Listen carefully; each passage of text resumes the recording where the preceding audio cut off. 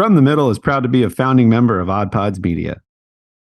Boys, girls, children of all ages, welcome to episode number 187 of From the Middle, a comedy, culture, entertainment, and interview-style podcast hosted by three middle-class guys living in the middle of America in the middle chapters of their lives with a point of view that's somewhere in the middle. In this episode, it's just Dillon and I take the entire first half of the episode to talk about one of the worst restaurant experiences I've ever had. Dillon weighs in on some of his bad restaurant experiences. And then we take the back half and just talk about some follow-ups from last week's episode, as well as some of the things that we're enjoying in the video game and streaming world. It's a fun conversation. There's a lot of laughs along the way, and we hope you enjoy. Kendall, even though you're not here, play that intro music. Oh, for the love. Sorry, just clearing my Mountain Dew hole. I got my phone hole cleaned today. That's where you keep it? You're so cerebral and you're so developed and evolved.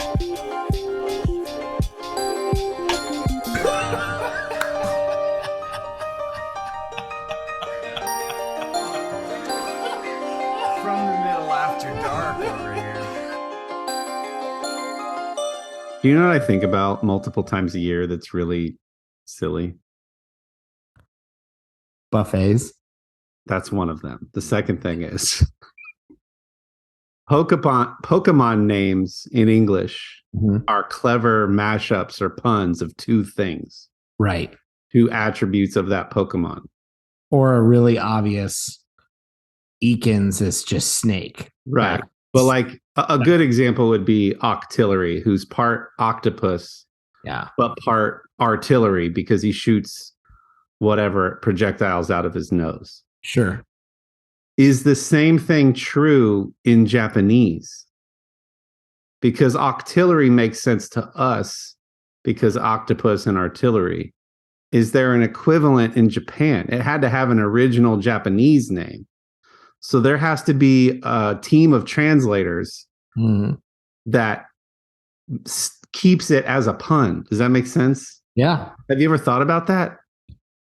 I certainly not multiple times a year, but it has popped into my head before. But at some point, they have to take these Japanese names that make sense. Because every now and then you'll see like a geek culture article about that. Like, what do their names mean in original Japanese? And it says, here's literally what it means. And then a team came in and made it this. Yeah. I mean, I'm sure I've read articles like that before that I was intrigued by. I'm going to have to do some digging on this because it's just it's one of those things I think about. Hey, man, how you doing? Great. Funny you said that. A little plug for anyone who doesn't like to complain on the internet when they play video games. Pokemon Scarlet's a lot of fun for being an open world game. Haven't played a ton, but like lots of people were ready for an open world game, and then they're mad that the first one doesn't have every feature in Pokemon and thing under the sun. That's 157 billion hours worth of game time meant for adults, even though it's actually meant for children. But if you're not one of those people, you can just enjoy something for what it is. Wait, why were people mad about Sword and Shield?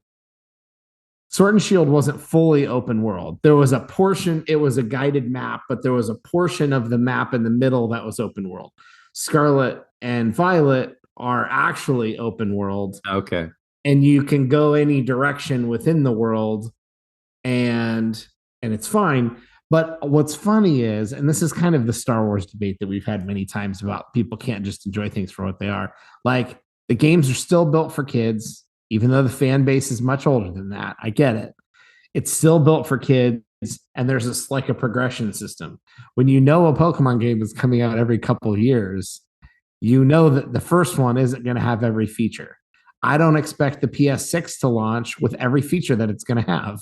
I expect there to be things over time. Right. So it's just funny. So because we are more centrist here and can have more reasonable discussions, I can say for what it is, it's great. And if you like really nice soundtracks, Google some of the music from it or pull it up on YouTube. It's got some lovely music to play to. Is it on Switch? It is on Switch. We also just got the sports with an extra like armband. So we were doing like Wii type bowling and golf, but in HD graphics on the Switch, which has been fun. That's awesome. Well, hello, everyone, and welcome to episode 187 of From the Middle. In case you're not on YouTube and have not yet heard his voice in the podcast version, Kendall couldn't be with us tonight. So it's Dillon and I just hanging out. This might be a short one, but every single time we say, let's just do a short one, nobody expects that it's an hour. We end up going for an hour anyway. So yeah. Really, he wasn't invited because he didn't bring food for us to try. So that's the real food. No beverages and no opinions on Pokemon. So I have to fill you in on some fun goings on our end. My eldest, as you know, Lily, because you're related to her, turned 16 this week, and my very thoughtful wife prepared a series of 16 gifts for her to receive starting last Friday, so a couple days before her birthday. So these gifts are to be given to her over the course of a week or so. Some of them are tangible gifts. Some of them are experiences. Some of them are just little tchotchkes that are more a symbol of who God created her to be and who she is. It's very sweet, very thoughtful. So it wasn't the 16 days up to her birthday. Yeah, not like a sweet 16 Hanukkah. This is just like, we'll give you these 16 things at random near your birthday. Family. ABC Family 31 Days of Halloween. It's not like that. Not like that. Yeah, 16 Days of Lily, not like that. Just like 16 things in or around your birthday. So, as you know, she's gotten into skateboarding over the last couple of years. She's taught herself a lot of the tricks, and she's dropping in, which if any of you are skaters, you know what that means. It's very hard to do. She's doing that. It's having a lot of fun. So anyway, she heard about this place called Chenga World, Chenga, Chenga World. Don't know what that means. Up in Cleveland. And it's an indoor skate park that looks like the exterior is like an industrial just building, no windows whatsoever, all brick and one big metal door. But then you walk in and it's this elaborate system of ramps and half pipes and rails. And it's like 2 or 3 stories inside and really quality ramps. And then there's a viewing area for parents and others. So we went to Chenga World in Cleveland. Very fun. I highly recommend it. I'll tag them in our social media post. Anyway, so that was gift number 1. Hey, we're going to Chenga World. Gift number 2, because we know how much you love time with your immediate family and experiences on the road, we're going to stay in a hotel in Cleveland since we'll already be up there. So we've got this hotel. It's a big Embassy Suites in Independence, Ohio, which is a suburb of Cleveland. And it's one where all the rooms are around the perimeter. And then there's the big open space in the middle. So from the 8th floor, you can look down and see like all the way down through the center where breakfast is served every day. There's a little fountain. There's these nice little lounge areas. It was really nice. So we got a suite. The kids love staying in a hotel. I stay in hotels all the time. So less exciting for me, more exciting for them. All of this to say, so we go skating first. She skates for a few hours, has a blast, wipes out pretty hard on her elbow, hurt herself pretty bad. And I will say that the other skaters that were in an intimidating level of good. So she's already feeling a little bit like she's not the best skater in the room, and then wipes out pretty hard. And it's like she was ready to be done. So we go to the hotel, we check in early. Now we have a fun decision of where would you like to go for dinner? So we're at our hotel now, and she's like, here's what's close by. There was an Outback Steakhouse, a Bonefish Grill, Denny's, and a few other things.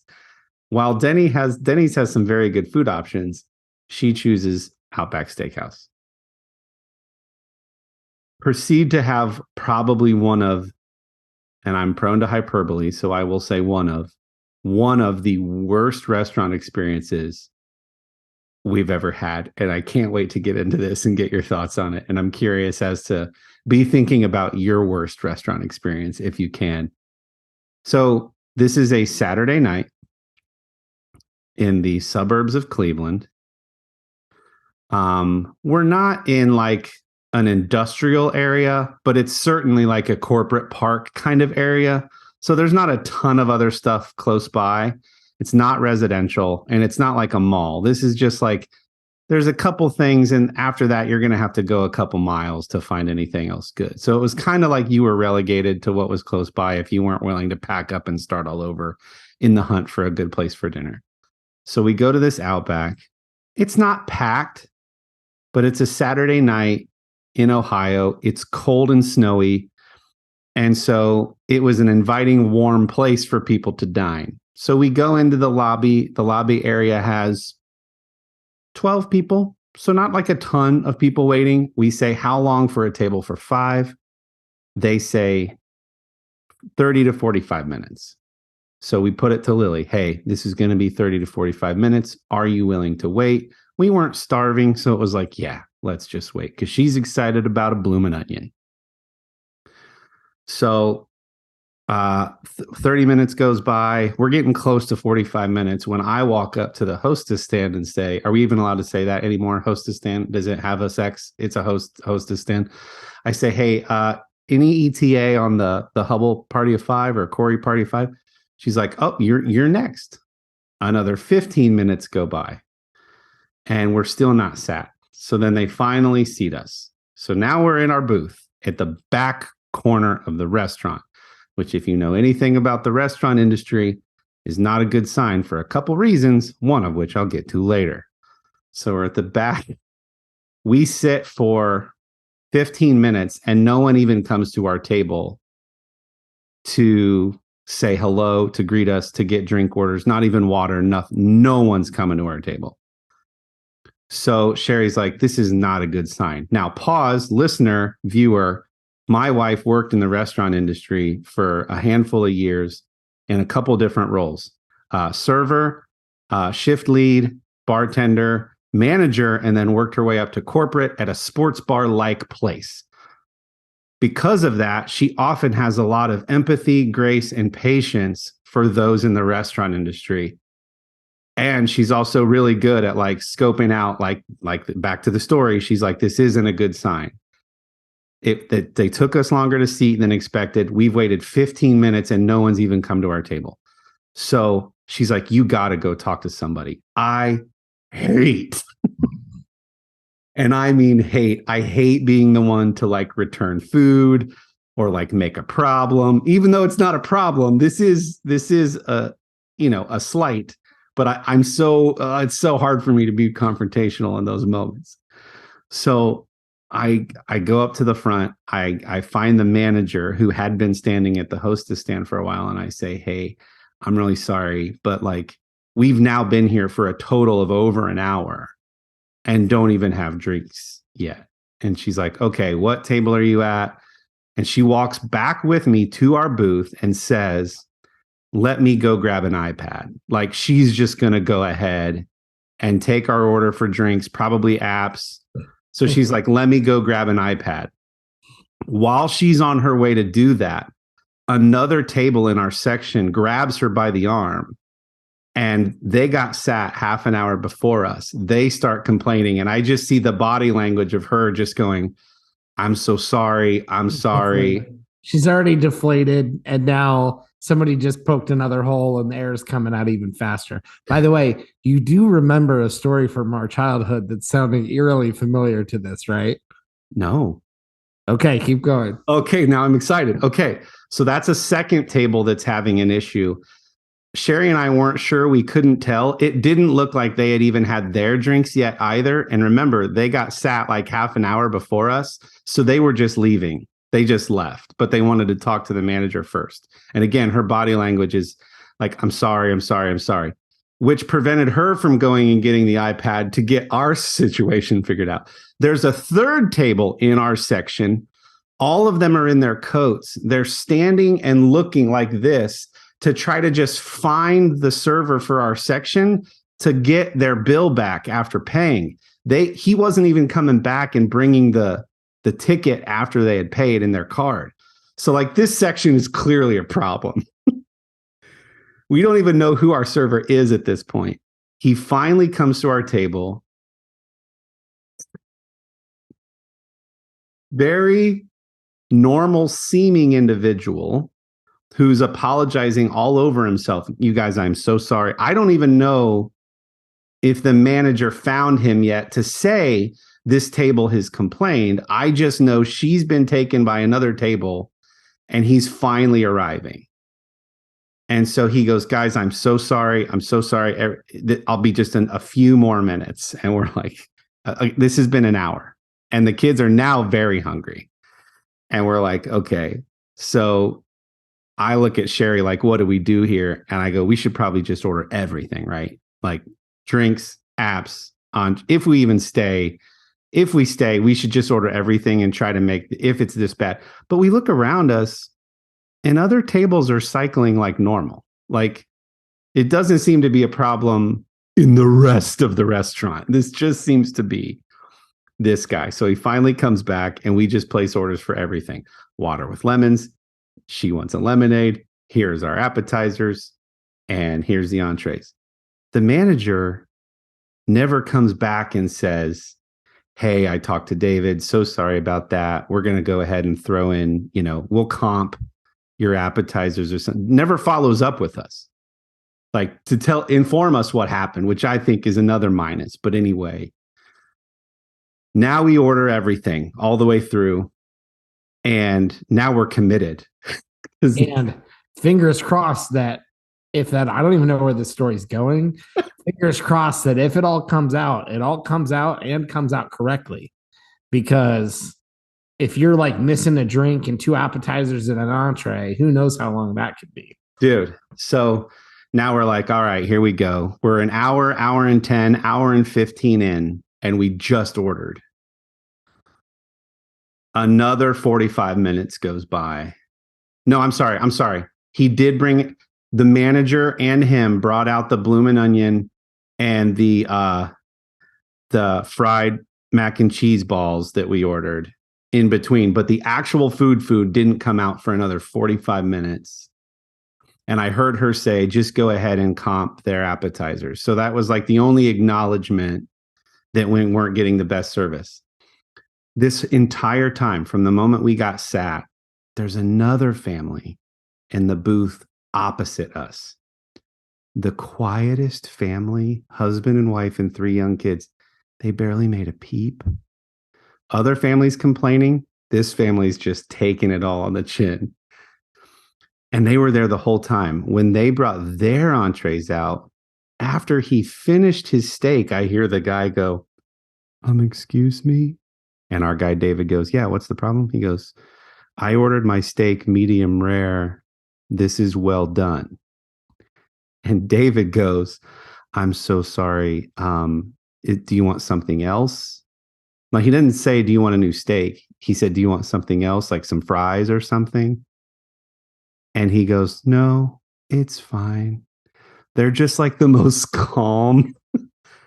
So here you're getting, if you pause here, you're getting the gamut of how people deal with bad service. You've got the people who are immediately leaving, the people who toughed it out and just had to wait a really long time, and then the people who didn't say anything at all. So the restaurant thinks they did a great job.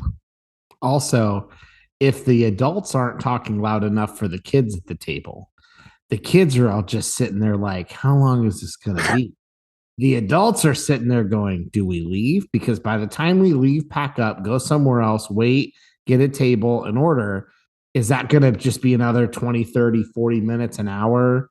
This is the waiting in line at the drive-thru at the Taco Bell for 45 minutes that I brought up. It's like, no, I'm going to sit here and just latch onto this steering wheel because by the time I leave. Because like you said in that example, every minute that goes by that you don't leave is another minute you've committed to this experience. So yes. To cut bait now would feel like a total loss as opposed to just like, I'm going to grin and bear it and see this through.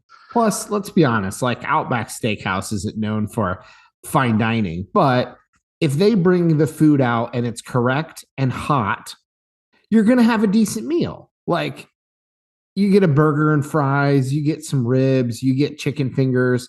If it's hot, you're fine. It's fine. You're happy. It's fine. It's not a bad meal. Bloomin' onion was hot, but it had clearly, that's not even a word. It had clearly sat under a warmer for too long. Sure. So the breading tasted a little, It didn't look burnt, but it just tasted like it had sat there for a while. And the mac and cheese bites were fine. Yeah. And then we're waiting. And he says, guys, I'm so sorry. And this is the part that ticked Sherry off the most. To every table he was touching, he was saying, just 5 more minutes, guys. I'm so sorry.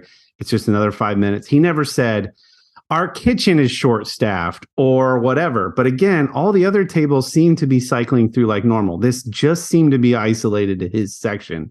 So he kept, Sherry said, lying to every table and saying, so sorry, another 5 minutes. 20 minutes before our actual entrees show up, he goes, guys, you're next on my, I forget what he called it, whatever the name of the system for the kitchen line is, where you can see all the stuff. He gave it a name. He's like, you're next on my whatever screen, I promise. So he just kept like just enough to appease us, but not enough to actually like prove it or do anything extra to make it right. He's like, you're next on my screen. 10 minutes later, the manager goes, your food is next, I promise. So now she's like enabling this behavior. The food comes out. Food is fine. Food is great. My steak was cooked perfectly. Everything was hot. It was like everything was great. So now it gets to this point where we're like, let's just get out of here. We've now been here for over 2 hours. And this whole time we're up against the kids wanting to swim at the hotel. That's the whole reason we picked the hotel we did. But every minute that goes by, less and less time they're going to get to swim at the pool, whatever, right? So I'm like, Sherry, let's just get out of here. Now, question to you and question to the listener. What do you do with the bill, given this experience? Again, the rest of the restaurant seemed to be operating just fine. This is just this guy, aloof, like head in the clouds. All these tables in his sections have a problem except for the ones that would take anything on the chin. And he kept lying. David sits on a throne of lies when he's giving us the estimate. How do you tip, if at all? What do you do? All right. First of all, Lily at the skate park is already cooler than I've ever been in my life. I just want everyone to know that. Second, for anyone in the service industry, I have limited experience, but I have lots of customer service experience and a lot of sales and a little bit of food service. Under promise and over deliver. Just remember that phrase. If it's going to be 10 minutes, say 15. If it's going to be 5 minutes, say 10. And then when you deliver something in less time than people expect, they're relieved, not angry. Second of all, mistakes will happen. It's not how you start, it's how you finish. So if you're going to make somebody wait an hour and a half, or you're going to make them wait 10 minutes for coffee, it better be a darn good, perfect cup of coffee. Or that food better be piping hot. And if it's not piping hot, or if it's not right, don't serve it and hope people are okay. Just do it again and do it right. You've already waited that long. Just freaking do it right. Anyways, hold that thought. And then I want you to keep going, because that's exactly what. So we're now trying to educate the kids through this experience. They're saying, what's the problem? Like, they don't understand why the food's taking so long, but they also know their mom worked in the restaurant industry. So they're like, what's the difference between David's section and all these other sections? And so Sherry's saying, that's a great question, but David keeps lying to us. And then Lily asked a great question. She goes, Mom, didn't you once tell me a story of when you were serving, you totally forgot about a table for 20 minutes? And Sherry goes, yes. But do you know what I did? I immediately went over and was honest and said, oh my gosh, you guys, I totally forgot you were over here. Sherry went above and beyond. She was insanely attentive to them for the remainder of their visit. She comped a large portion of their meal. And then the guy of that couple that my wife forgot about personally walked over to her and gave her a $20 bill on top of the tip on the ticket and said, you're going to do great. Mistakes happen. You did a great job. Yes. So legit forgot about a table for 20 minutes, but then went over and above and beyond to make it right. Nothing like that really in this experience, other than the manager making him comp the appetizers. Okay, continue. Okay. So we get the bill this is for 5 people because I do think it matters how much food is being served. Mhm. This is for 5 people. You've each got presumably an entree. You've had 2 appetizers, both of them comped, and then you're charged for drinks. Is that accurate? Yeah, there's like 1 lemonade and 1 cocktail. You know, here's the thing. Servers often get credit, or take the blame, or get credit for the food. Yes, a server should know to check the food or look at the food before they bring it out, but like they're not the kitchen. Right. And conversely, this time, David's not the kitchen. Just because the kitchen delivered doesn't mean David delivered. Kitchen absolutely delivered. I was thrilled with my steak. So if there was like the open bar where the kitchen people were working, they had their own tip jar, and I saw that, I'd probably go back and throw some money in the kitchen's tip jar and not for David if it were me. No tip. Or if I'm doing anything, I'm going to round. I have no idea what your food costs. Let's say $80 to $100, somewhere in there. It's probably in the ballpark with maybe not with comped appetizers, $60 to $80. I don't know, maybe $5. Maybe that's probably max. You got to clearly send us a message at that point that it's not okay. And the thing is, like, I don't like doing that. I'm not a bad tipper. My default is 20% anywhere. Right. Like bad service is 15 usually. But like, there's bad service is bad service when things are pretty normal, but bad. That's extraordinarily bad. And I don't care if they comped the appetizers. That's probably not enough. They probably needed to like discount the rest of the meal, take all the drinks off, comp the appetizers, maybe just charge you for the entrees. Like, I get that they've got food costs that are very real. And you know, they have their margin to work with, like staffing and food costs, and there's waste. They've got food that they buy that they throw away, and that has to be factored. I get it. So if you need to maybe charge or do like a 50% off or some kind of like, hey, we took off the drinks, appetizers, and the rest of your bill was half off. Something would have been for 2 hours. I even the $5 is really hard for me. Like, so that's tough. The woman who has empathy, grace, and patience for those in the service and restaurant industry specifically, for the first time in her 39 years, stiffed him. I get it. Stiffed him. And she's like, kids, I've never done this. I feel bad doing it, but he earned this.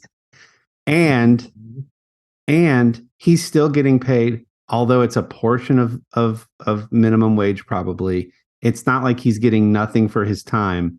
He is getting something for his time from the restaurant, but he's getting nothing for his time from us. And if he doesn't let that sour him and have a bad attitude, he could immediately turn around and fix all of that for the next table and get a huge tip.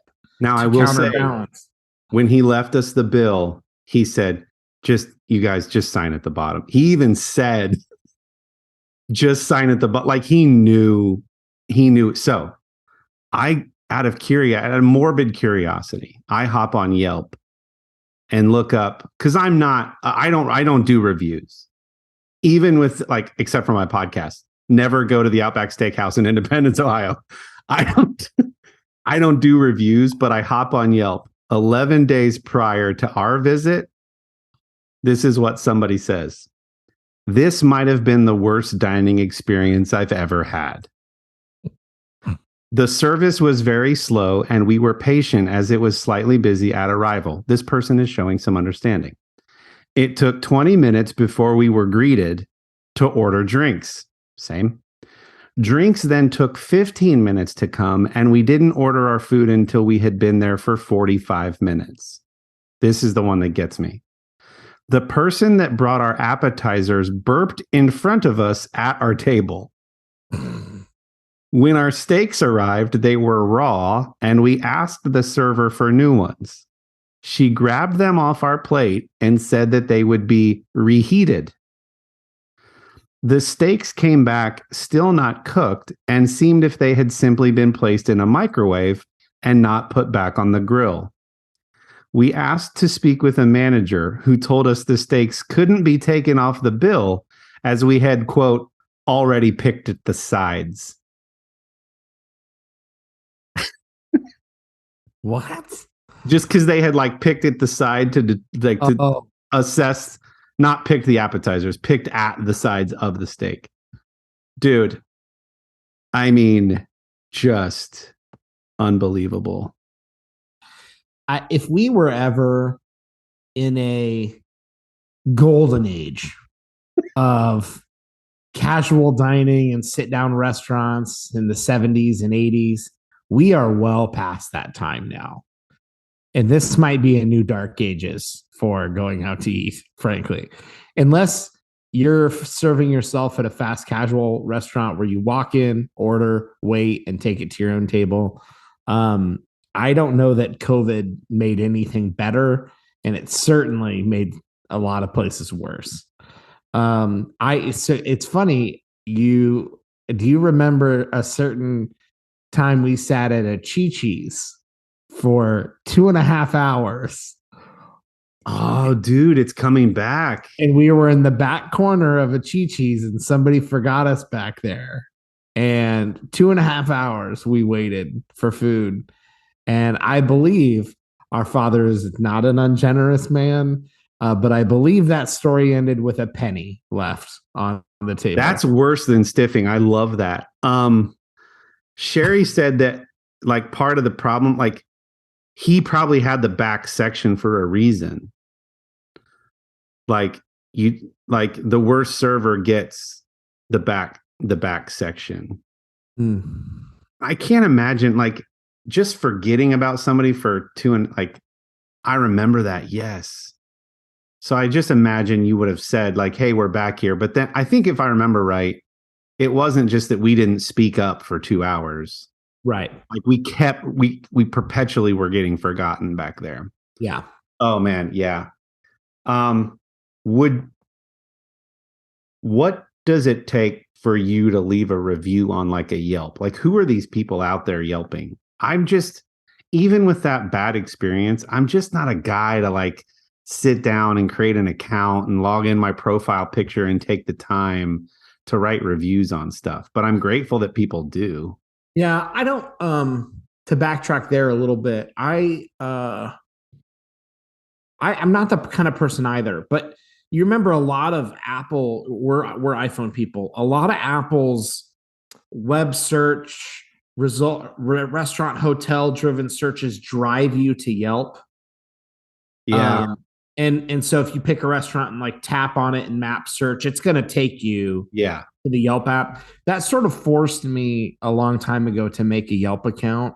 Yeah. And this isn't like the app where you had to check in everywhere. I forget what that was Foursquare. called. Yeah, this isn't like Foursquare where I do it. Really, it's like I have a Yelp account because Apple kept directing me to Yelp for things. Yeah. So I've reviewed a few places. When the app was relatively new, I would say in the first year or two, I was trying to give some fair reviews. I wasn't reviewing any chains. It was like I'm going to a mom and pop's pizza shop or a one-off sit down or something like that. I find Yelp most helpful when I want to see pictures of a real menu or pictures of the food, something like that, and get a sense of, or there's 1,600 reviews for these two restaurants. This one is a 3. That one's a 4.5. Okay, I'm going to probably go to the 4.5. Or if it's a mom and pop and you don't know what the atmosphere is like and you want to like, is this a fancy place? Is this like a cash place? And do you do that if it's like exceptionally good service or exceptionally bad? Like only the extremes? You know, I would say far more often if it was a 4 or 5, I would do a review, and it was rare that I would. If it was a 2 or 3, I probably wouldn't even do it. But if it was like a 1, I would. Yeah. Like I'm not going to crap on a place because they had a bad day. But if it was a horrible experience, then it's like, okay, and we had something like that. Speaking of bad experiences, there was a place, it ended up getting shut down, which I'm not surprised at all. We waited forever. They brought the wrong food to get corrected took forever. The person wasn't friendly. Nobody was in there, and they were just meandering around. And then the only people they would really talk to were people at the bar. This was our server, would only really talk to a couple patrons at the bar. And so, that was one of I wrote a really bad review, and then the food came out bad. So like, it wasn't even good. That was one, but most of it for me was just, generally more positive than negative. So another message to the kids once we got back in the car, and we eventually coined the phrase "David sits on a throne of lies." So like naturally, yeah. But Sherry was talking to the kids and saying, like, girls, if you ever go in the restaurant industry, this just goes to show you that just being honest and friendly and doing your best just shines so brightly now. To your point, the golden age is over. So if you're even kind of competent and making a modicum of an effort to be polite and like treat your table like, hey, listen, here's what's going on. Like we're short-staffed in the kitchen, where I'm going to do my best, have a little latitude, like, but just that extra little bit of communication and effort goes such a long way and could make the difference anyway. And I'm not insensitive to how difficult that work can be. Oh, for sure. I did it. I'm not saying that that's not a really hard job. There's a reason why, there's jokes about people in restaurants being drunk or high all the time just to like get through the shift and whatever. So I'm not insensitive to that. But at the same time, like you have to just treat people reasonably, even if they're treating you unreasonably, unfortunately. Just level, like you said, level with people, be honest. That reminded me of one experience. I've never done this before ever in my life, but by the way, and I like that you went up to the front and apologized to them. That's such a Midwest thing to do. When my order comes out wrong anywhere, I do the same thing. I apologize. I know for a fact that I never get onions on anything. And so, I would order, doesn't matter, a pasta that has a vodka sauce with onions or something. I know I ordered it without onions. There's zero chance that I didn't check a menu and order something without onions. And it comes out with onions. I go, I'm so sorry. This is how I do this, really. I'm so sorry. I must have ordered it wrong. Could I actually get this dish without the onions? I'd be happy to pay for both. No one ever charges me for both, but I say it every single time because I'm trying to be nice. But here's the story. Has this ever happened to you?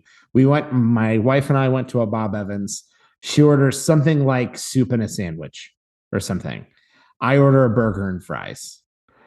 We waited a very long time, and eventually it's Bob Evans. Our expectations are already pretty low, to be clear. I'm trying to hate on Bob Evans. They're fine for breakfast.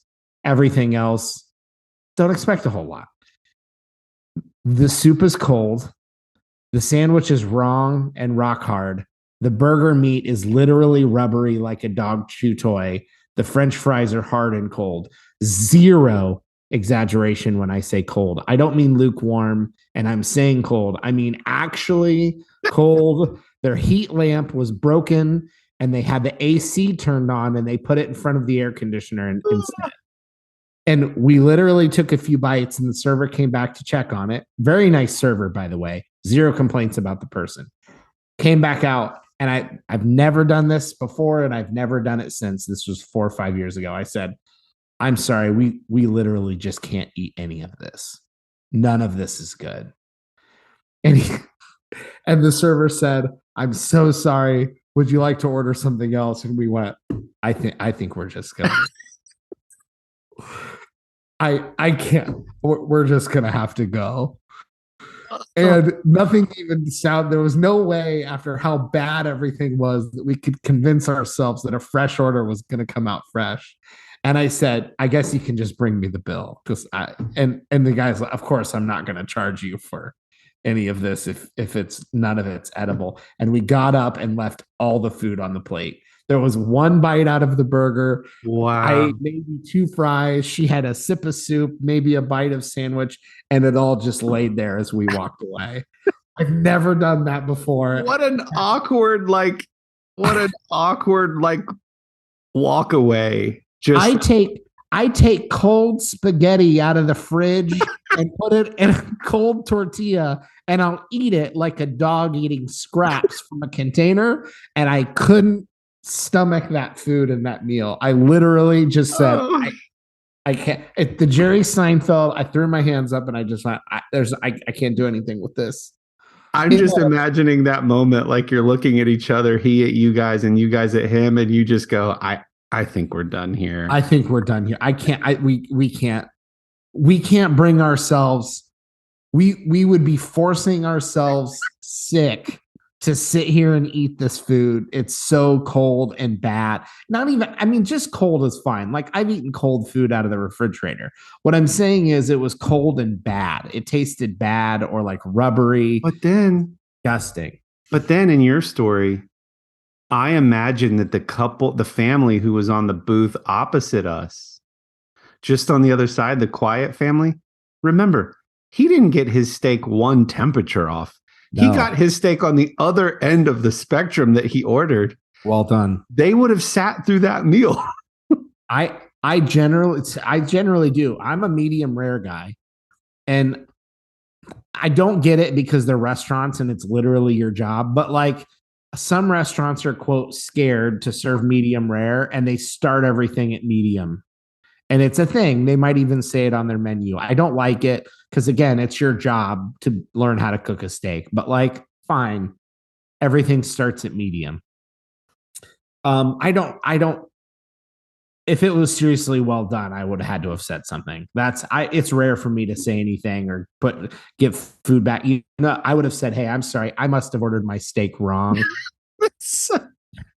I must have ordered well done instead of medium rare, like I do literally every other time I order anything anywhere." I'm happy to pay for both steaks. Could I also get a medium rare steak and you can take back this well done one? We're giving so many benefits of doubts. And then there's other people who they have an amazing experience. They're looking for one thing to be wrong and they throw a fit. Like, you have people on the exact opposite end. The grab them in the brisket guys are just going, this is why we cook our own food. Exactly. Quit going out to eat. Just learn how to freaking cook your own food. Hey, let's hear from some of our friends in Odd Pods Media, and we'll be right back. Hey, this is Russ. This is Kyle. This is Michelle. From the Infectious Groove Podcast. Join us every Monday for the most fun you can have with a music podcast. The Infectious Groove Podcast uses a positive and fun approach as we take time every week to share our jammy jams, then dig into a thought-provoking topic discussing all decades and genres of music. You can find the Infectious Groove Podcast on all major podcast platforms, or you can head to infectiousgroovepodcast.com to find us there and subscribe. We might have a controversial opinion here or there, but we always have fun with it. Oh, I'm sure I'll say something dumb. Subscribe to the Infectious Groove Podcast, part of the Odd Pods Media Network. All right, and we're back. Hey, you should definitely check out that podcast, and you should definitely check out our friends over at artsyman.com. They make amazing, really good quality men's grooming products, beard care specifically, made from all natural products right here in Central Ohio. artsyman.com. That's artiusman.com. Use promo code the middle, all one word, at checkout to receive 25% off of your order. Find a scent you love, perhaps with one of the oil sample packs. You can find a scent that you really like and then order from there based on that scent. I really like Restoration, and some of the others, the beard balm, beard butter, and mustache wax are amazing. And their soy blend woodwick candles last a really long time. I have this barbershop one right here on my desk. Smells like you're inside of a barbershop. And I've been working on this for about a year, and it's at about halfway. So amazing stuff. Check them out. And thanks for the sponsorship. What else is going on in your world, man? Well, on that, a note real quick, statistically speaking, we know approximately half of our audience is female, and we know that Valentine's Day is coming up. Mm-hmm. And look, I run out of good Christmas ideas for myself to ask for. So I've looked at all the best gifts for men lists, and they're mostly garbage. So like just buy stuff from Artius, man, for your dad, your brother, your son, your husband, whatever. Because it's unique, legitimately cool stuff. It's made right here in the United States. So do that. Do the promo code the middle. Save 25% off for Valentine's Day or at least Father's Day if you're buying stuff early or whatever. Because seriously, they're great products. What else is going on? We are watching through. Well, I don't know. This is a really quick story. I don't know if I told you this. Did I tell you around Christmas there was a promo for the Discovery Plus app that I saw? No. Did we talk about that? This is the quick story. So I keep getting all these emails from the different streaming apps with promos because it's like, hey, cool. If I could try one, awesome. And I knew my wife Bree would like the Discovery one. There's a lot of the Magnolia stuff on there or whatever. So I get an email from Discovery and it says 3 months for $1. I'm like, that's a good deal. So that's not even like I think they normally charge $5, $6, $7, something like that. So I'm like, great. I'll do that. It'll get us into January or February, something like that. She can stream shows for a few months and catch up on everything. So very excited. I sign up for the promo, put in my credit card on my phone because I'm waiting to get my car fixed. I get home, I download the app onto the Apple TV. I sign in. I make me an account, which I already had one. I make her an account. I make a guest account. So I'm going in there like, okay, I'm going to queue up some shows that I want to watch. I looked for about 10 minutes and then backed out and deleted her account and deleted the guest account and changed my account to her name. And I've never touched the app since. So if you're into the kind of things, they can't give it away. So if you're into the kind of things that I am from listening to this podcast, the Discovery Plus app is probably not for you. That's so disappointing because as a huge fan of Shark Week, and I think the only reason we have cable still to this day, prior to the Discovery Plus, was because I enjoy Shark Week each summer, and they have every back episode of Shark Week ever since it started over 25 years ago. Yeah, you would love it. That still wasn't enough. I'm not into Shark Week. And also I was expecting like a bunch of back catalog of history and A&E and stuff like that. None of that's on there. It's like only the history reality shows. And I'm like, I don't. So I've literally never done that before. I was so excited to like get a new app for a while to like binge some stuff. So anyways, so if you're a lot like me and watch a lot of the same things as me listening to this podcast, that's Dillon. You're probably not going to like that app, but we are going to do a trial, I think, of Showtime soon. We're catching up on Outlander. We've talked about that. I talked about that briefly. That is definitely not for the kids. We're catching up on Outlander, and Sam Hugan or Hain or however you say his name, the dashingly good-looking Scotsman that's the main male character on that show, who started his own whiskey, I think, and has had a couple different drinks. He also has, I'm excited, we're going to catch up on Outlander. I don't know what else is on Showtime. And but he has a show where one of his fellow actors from Outlander, they do like a travel show. So we're going to catch up on Outlander. We're going to watch that travel show with him. And then I'm going to see what else is on Showtime and see if there's anything else to stream. So, well, a couple of things there. So piggybacking off of streaming apps and gift giving, as you know, my wife's birthday is 2 days before Christmas. And when people ask me, what kind of movies and shows is your wife into? I say, imagine Little House on the Prairie, Anne of Green Gables. She likes really sweet, wholesome, throwback, innocent things, which means there's not a lot we agree on when it comes to what we're going to watch.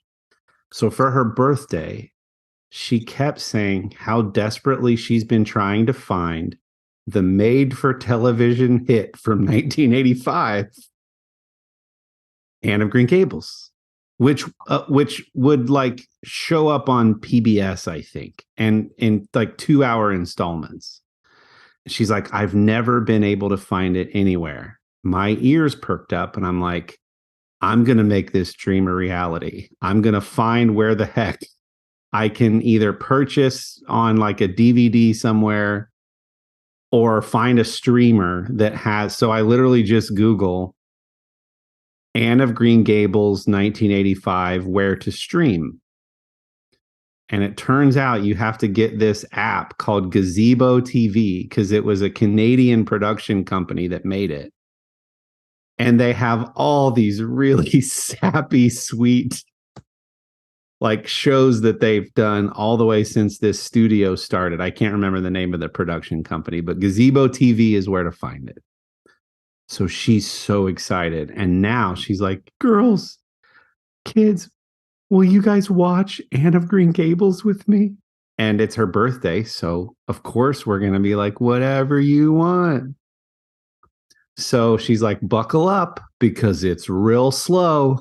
And just the first movie of Anne of Green Gables is 4 hours long.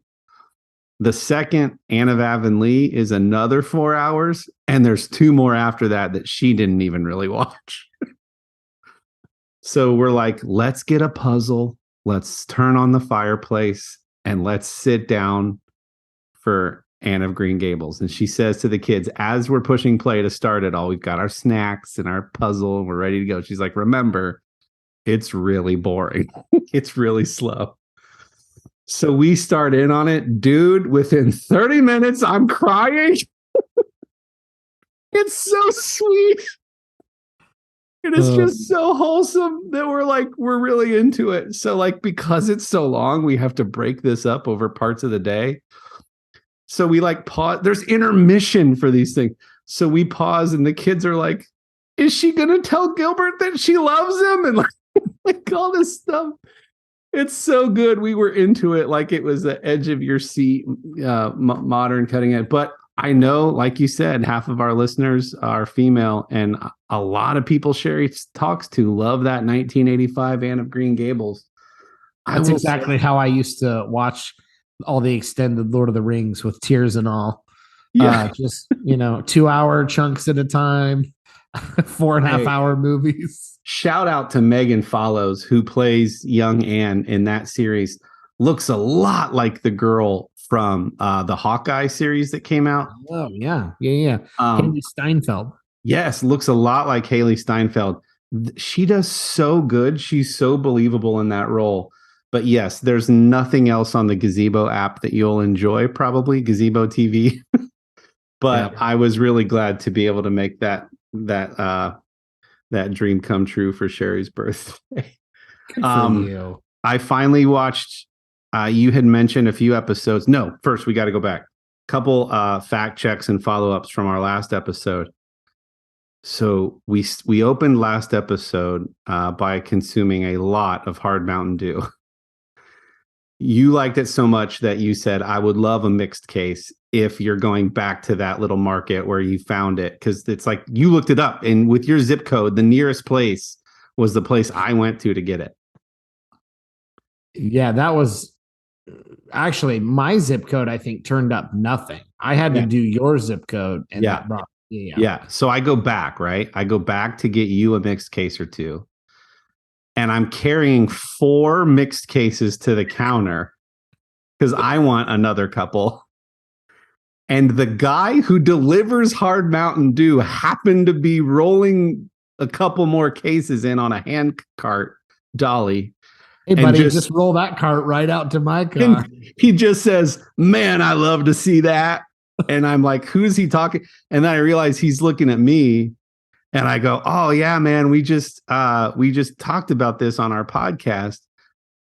When I bought the original case, the girl at checkout goes, you'll have to tell me which flavor you like best. I say, we're going to cover it on our podcast tonight. She's like, what's the name of your podcast? Anyway, so the guy tells me, he's like, yeah, we're really excited about this. In fact, they're going to release Hard Code Red, Hard Live Wire, and Hard Melon, not watermelon, like orange melon, like a melon.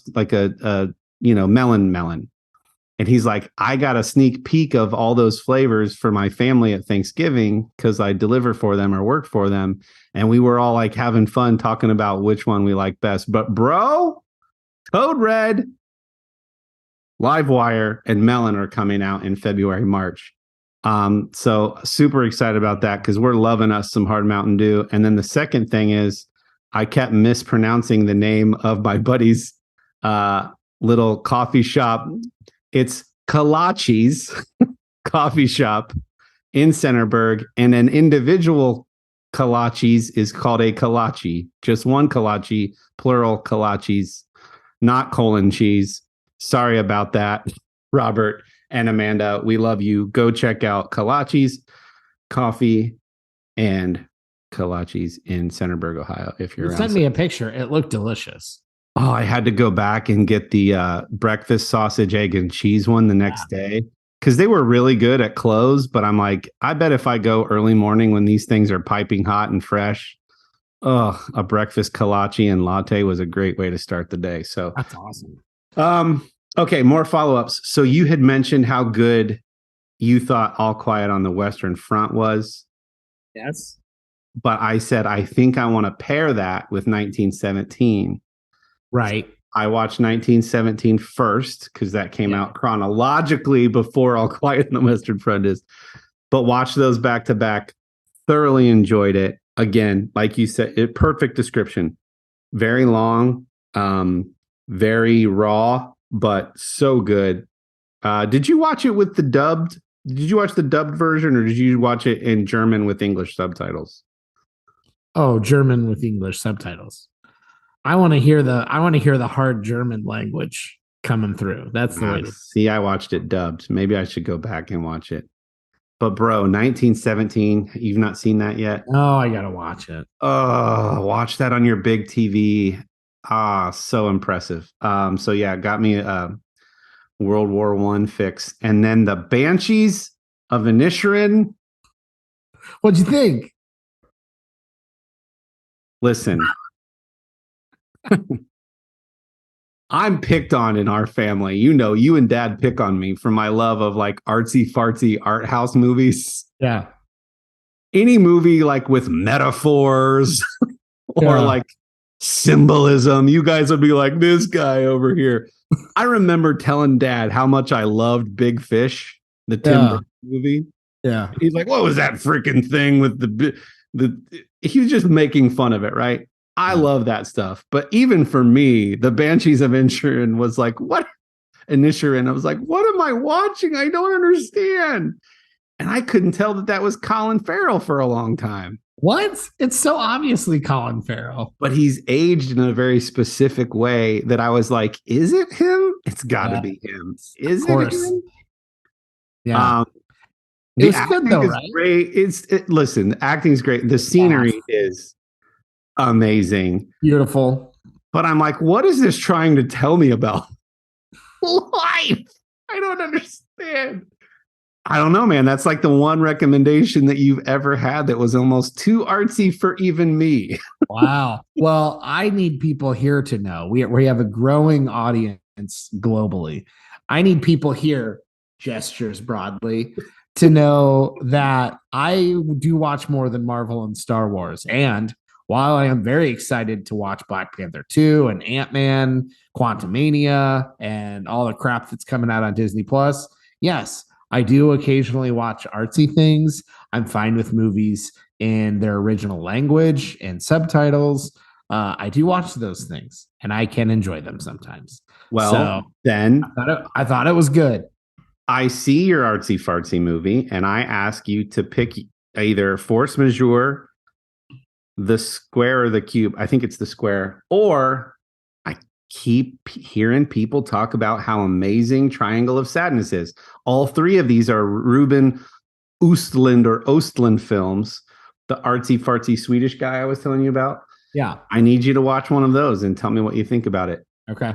Comedians love it because it's like a really dark black comedy kind of thing, very similar to the Banshees of Inisherin. Okay. There was, I know, and that's why I hesitated. I'm like, it's not a comedy, but there are certainly a few funny moments. Oh, yeah. It is very dark, though. It's a very, very dark. It's more of a drama than it is a comedy, but it has some moments that are good. And I had just watched.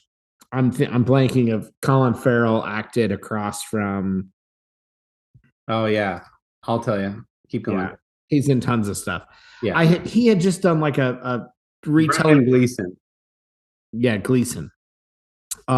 He had just done a movie like almost like a rom-com that was a real life turned into a story thing across from Diane Keaton a few years ago. And he always plays the same kind of character, and that's not a bad thing. The guy's good. I think so. If Diane Keaton is in that, that's what it would be. Yeah, And, though Emily and Donald live in the same London neighborhood of Hampstead, the worlds they inhabit could not be more different. Yeah. So the gist there is Diane Keaton is a widower that lives in this sort of aging building with a bunch of her peers. And Gleason's character lives in the park nearby. Like he's made a home. And British, eventually, kind of what it comes to is he allowed to live there? Has he lived there long enough that this is actually his home, even though it's in the middle of like a park? And he's just like built this. You are almost saying this exactly like the description is written. Yeah. Well, I just remember the film. You're so good at it. I watch things, people, and so you're so cultured and fancy. I just watched him in that, and that's true. I am. I just watched him in that, and he's very similar in every role, and that's fine. Colin Firth is the same way, but I thought this was exactly like what they always play, but they always play that role in modern attire, and now they're actually playing it in like old-timey Irish clothes, and I'm like, there it is. Now you're finally dressed and acting in like the perfect role for what I always imagine that you're playing, which is like the rustic rural Irish guy. Yeah. Every time. Yeah, and so like even me, the lowbrow idiot, less artsy version.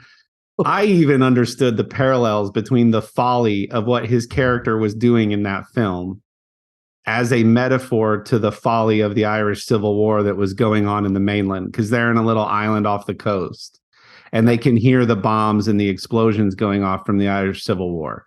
And so it's like, okay, I get it. Like what he's doing, I'm not going to give it away. What he's doing is as stupid as that war and Civil War and war in general. I get it. And also what is happening.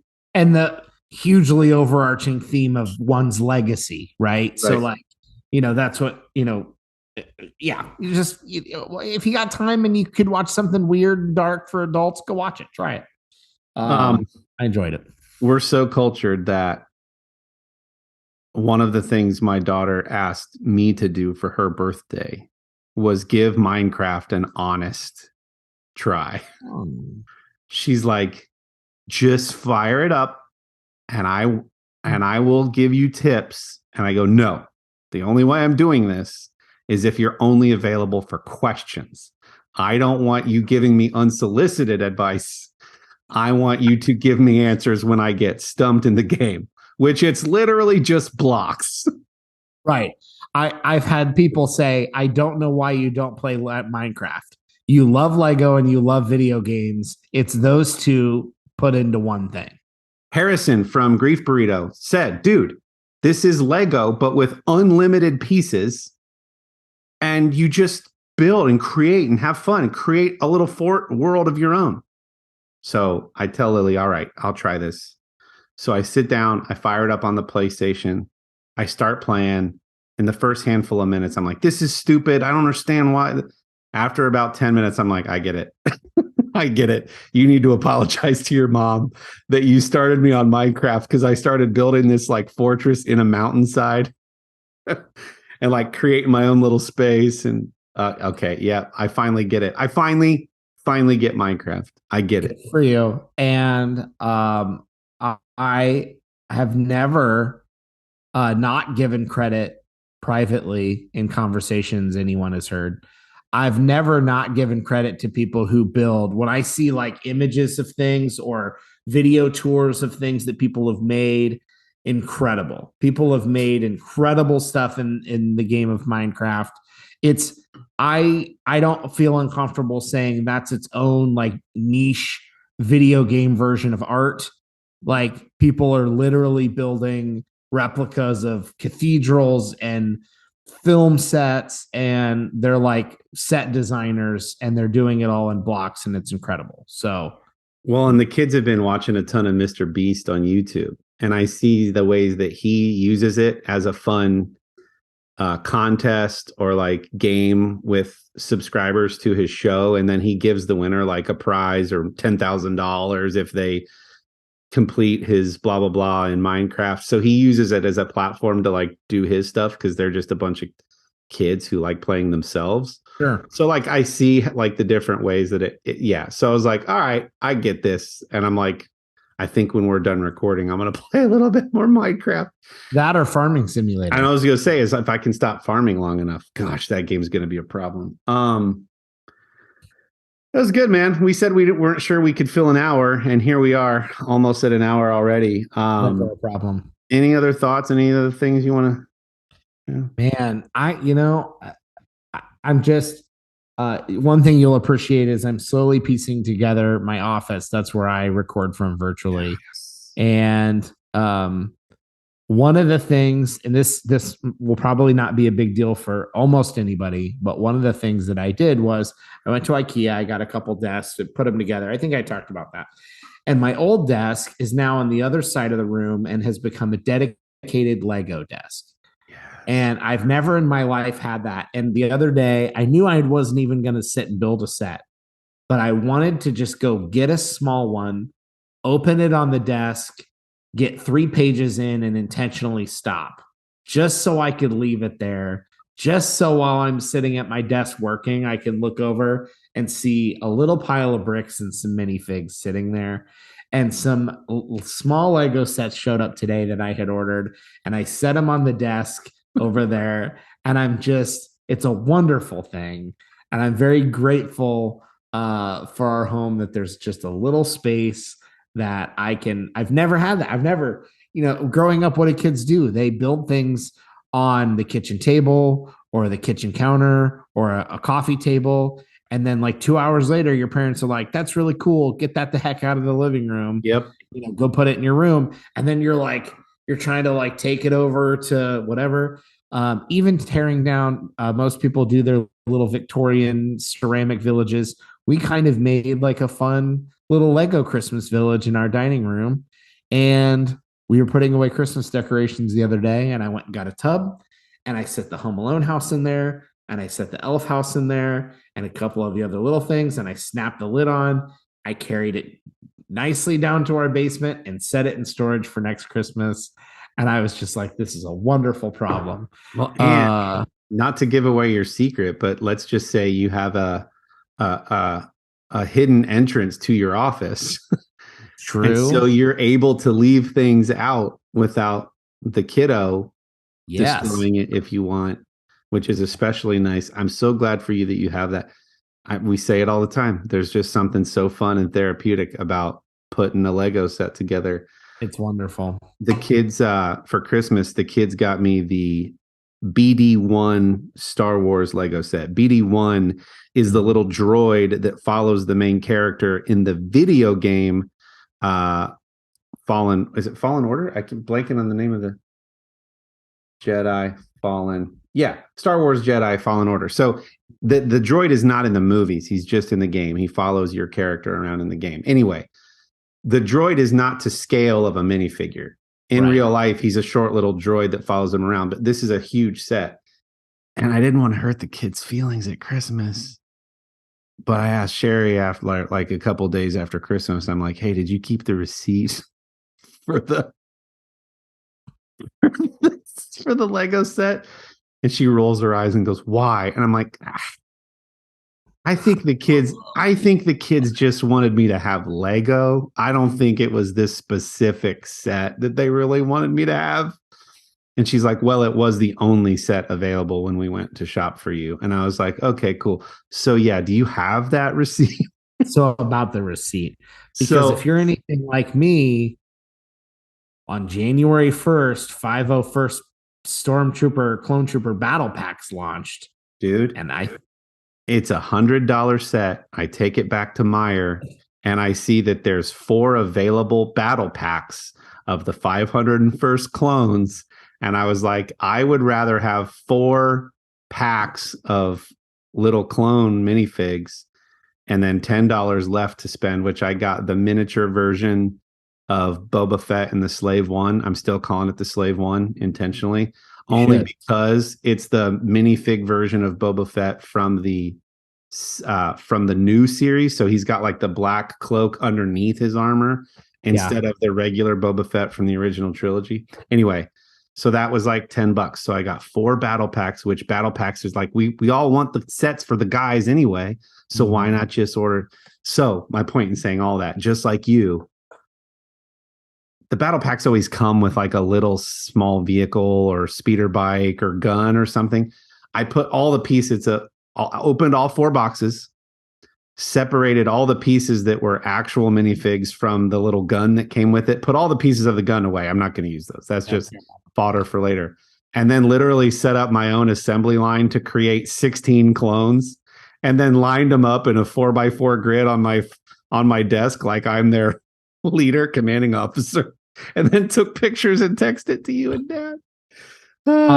One thing I can't wait to build, this is Star Wars and Lego related. One thing I can't wait to build on the desk that I hope fits, but if not, might have to move to the dining room temporarily, is the Mos Eisley Cantina, because I kept an eye out for some of the cheap generic Tatooine sets that they were building with half of a hut or half of I don't mean a Jabba the Hutt, I mean like a building hut, because I knew I could set those around the perimeter of the Mos Eisley Cantina to thicken the city feel. And I can't wait to like put the Mos Eisley Cantina together and then have like stormtroopers on patrol. It'll be a fun diorama. This is what having Kendall week to week does for us. It prevents you and I from going down these really geeky roads. Like he would just be over there like chuckling. I see him now about how childish we are, but we love it.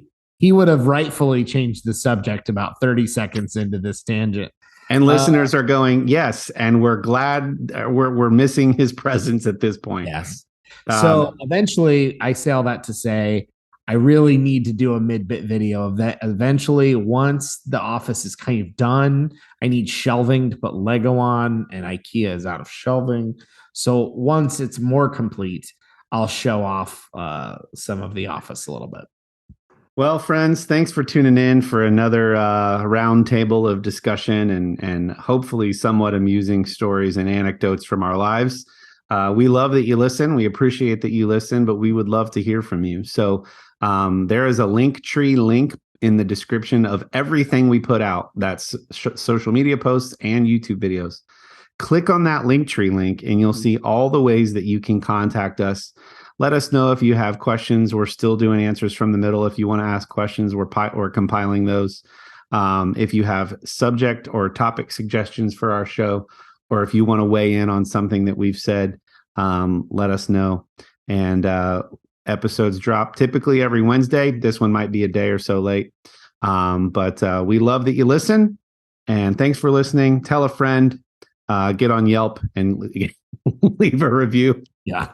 Is Yelp where you recommend podcasts? So do that. And that's it.